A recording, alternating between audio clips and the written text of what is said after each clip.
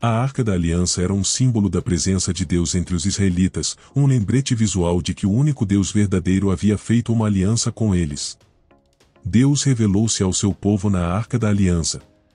Quando Babilônia saqueou Jerusalém no século VI a.C., a Arca desapareceu. Nos milhares de anos desde então, seu destino intrigou leitores de história, crentes, cientistas, historiadores e arqueólogos que a procuraram a todo custo, mas por muito tempo não houve progresso. No entanto, a mais recente descoberta científica pode surpreender, quase sugerindo a localização da Arca da Aliança. De acordo com a Bíblia, nem todos têm o direito de tocar na Arca da Aliança, mas por quê? Existe algo misterioso aqui? Convido você a assistir até o final do vídeo para descobrir essa coisa. Será que ela foi realmente encontrada? Muitos cientistas dizem que seguiram os últimos rastros da Arca da Aliança em busca desse objeto sagrado. Veja a descoberta de Ron Wyatt. Ron Wyatt afirmou que encontrou a Arca da Aliança e seus 10 mandamentos enterrados sob os restos da antiga cidade de Jerusalém. Desde a fuga do Egito e a instalação na Terra Prometida, a Arca da Aliança supostamente foi mantida no Templo Sagrado, também conhecido como Templo de Salomão. 600 anos antes da morte de Jesus, os babilônios, sob o comando de Nabucodonosor, invadiram e destruíram grande parte de Jerusalém, incluindo o templo. Foi nesse momento que a Arca da Aliança se perdeu na história. Quando os babilônios começaram seu ataque, construíram um enorme muro de cerco ao redor da cidade para que ninguém pudesse entrar ou sair. Em resposta, os israelitas construíram muitos túneis para se moverem pela cidade sem causar alarme. Muitos desses túneis ainda existem hoje e artefatos antigos foram encontrados em alguns deles. Wyatt argumentou que a Arca da Aliança, o artefato judeu mais sagrado, foi escondida em uma câmara subterrânea que foi então selada e esquecida. Quando o sacerdote entrava no Santo dos Santos, ele aspergia o sangue do sacrifício no propiciatório. Isso representava o sangue expiatório de Jesus. O pecado de Israel formava uma barreira entre Deus e eles. Nossos pecados também nos separaram de Deus. Deus deve olhar para o homem através da lente da lei por conta de sua santidade. Como o homem injusto pode estar na presença do Deus justo? O dilema é resolvido através do sangue de Jesus. Assim como o sangue no propiciatório, o sangue de Cristo fica entre a lei de Deus e a presença de Deus. Quando o Senhor viu o sangue, sua ira foi satisfeita. Através do sangue de Jesus, as transgressões do povo de Deus foram perdoadas.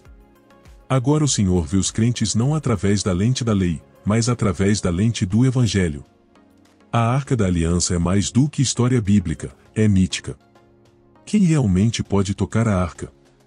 A Arca da Aliança, como a manifestação física da presença de Deus e seu poder supremo, os antigos israelitas levavam a Arca para a batalha e faziam cidades inteiras se renderem. Porque a Arca da Aliança era tão sagrada, apenas certas pessoas podiam tocá-la ou se aproximar dela. A Arca era tão sagrada que tocá-la significava morte instantânea. E, uma vez colocada para descansar na câmara mais sagrada do Templo de Jerusalém, apenas o sumo sacerdote tinha permissão para estar em sua presença, e apenas uma vez por ano. Para cobrir ou descobrir a Arca, você precisava ser dos filhos de Arão. Para mover a Arca, você precisava nascer na tribo de Levi. Os levitas foram feitos os sacerdotes reais da aliança e tinham a responsabilidade de cuidar de todas as coisas sagradas. Para mover qualquer uma dessas coisas sagradas, você precisava ser da tribo de Levi, um dos descendentes de Coate. O que você sabe sobre o local de descanso final da Arca? Assim como os cientistas podem ter encontrado a localização da Arca da Aliança, Deus pode estar dando sinais e orientações ao seu povo escolhido para encontrar o tesouro perdido há milhares de anos. Mas se ele permitirá ou não que a presença dessa arca seja anunciada publicamente, é desconhecido. Talvez ele só tenha mostrado à humanidade o espírito sagrado desta arca, não fisicamente. Como Ron, que estava convencido de que havia testemunhado a Arca da Aliança, mas algo estranho aconteceu que o impediu de tirar fotos ou vídeos da arca. Ele disse que, quando retornou ao local acima para coletar mais evidências, 4 anjos apareceram diante dele e disseram que não era o momento para o mundo ver essa descoberta com seus próprios olhos, que esse momento estava se aproximando. Naquele tempo, haverá uma lei religiosa universal aplicada em todo o mundo. Portanto, para poder testemunhar ou tocar nesta arca com seus próprios olhos, é preciso esperar pela aprovação de Deus. Enquanto isso, voltemos um pouco no tempo para ver o que aconteceu no momento que foi dito ser a última aparição da Arca da Aliança. A última menção da arca no Antigo Testamento está em 2 Crônicas 35:2.3. Então disse aos levitas que ensinavam a todo o Israel, que eram santos ao Senhor, ponde a arca santa na casa que Salomão, filho de Davi, rei de Israel, edificou. Isso aconteceu durante o reinado do rei Josias, por volta de 630 a.C. Uma das teorias mais conhecidas sobre a arca está ligada ao épico nacional etíope do século XIV, o Oquebra-Nagast.